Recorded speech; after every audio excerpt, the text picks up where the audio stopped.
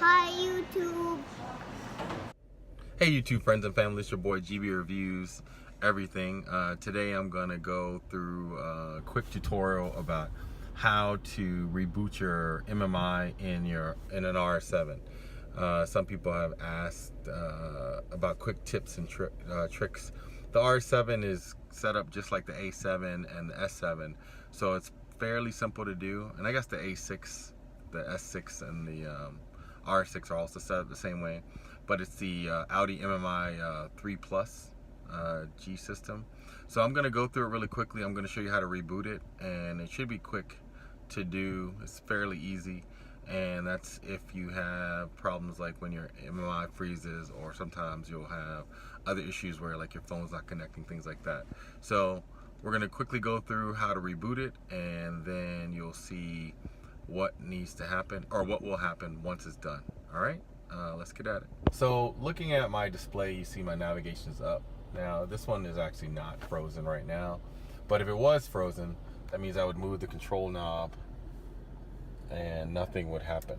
All right, I'm moving the control knob, and normally if that was frozen, nothing would happen, but it's obviously not frozen. So on the MMI control down here, you just have to push 3 button combinations, and it's interesting.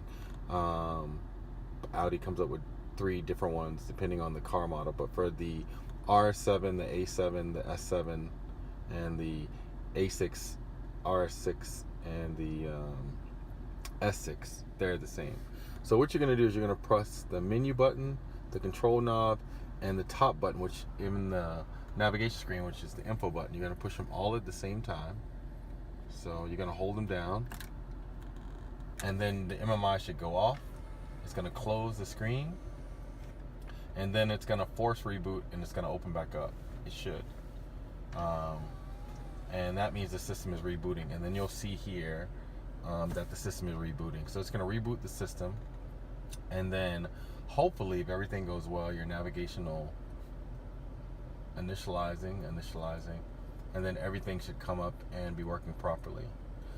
So that's it. That's the basics of rebooting the system. So again, you push the 3 buttons, one here, the control knob, and the one here, so it's like a tic-tac-toe thing almost.